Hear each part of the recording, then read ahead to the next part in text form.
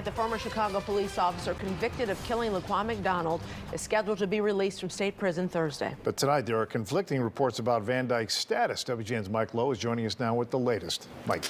Ray and Micah, good evening to both of you. Jason Van Dyke, as far as what we know, confirmation from a state official tonight, is still in the custody of the Illinois Department of Corrections. And Reverend Marvin Hunter, the uncle of Laquan McDonald, says he has not been informed of Van Dyke's early release and expects the release to take place on Thursday as scheduled.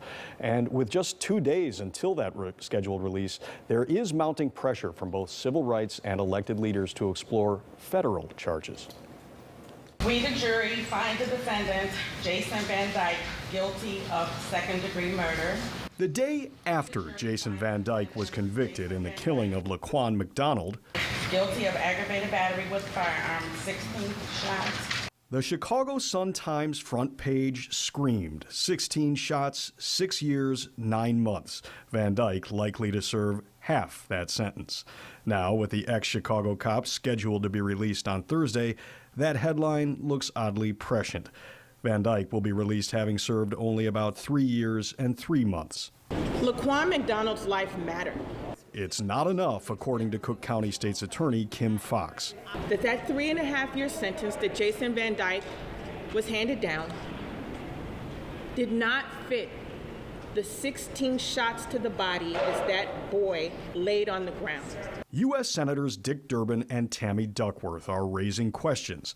They wrote a letter to the Department of Justice asking them to, quote, provide an update on the status of the shocking and upsetting Van Dyke case, saying the results of a promised federal investigation have never been publicly revealed, adding that Van Dyke's state conviction and sentencing do not preempt or negate the interest of the federal government. The NAACP is also urging the Justice Department to charge Van Dyke federally.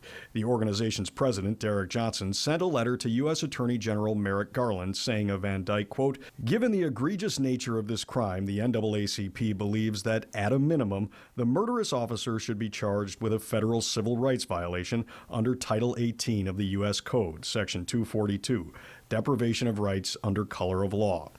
But to bring federal charges, authorities would have to meet a high burden. They must prove that Van Dyke, quote, willfully broke the law. It wouldn't be legally sufficient just to argue that the killing was the result of a mistake, negligence, or bad judgment.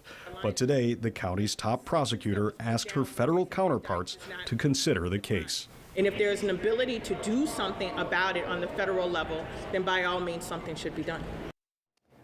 And U.S. Attorney John Lausch's office declined to comment on the matter tonight. Back to you. Thank you, Mike.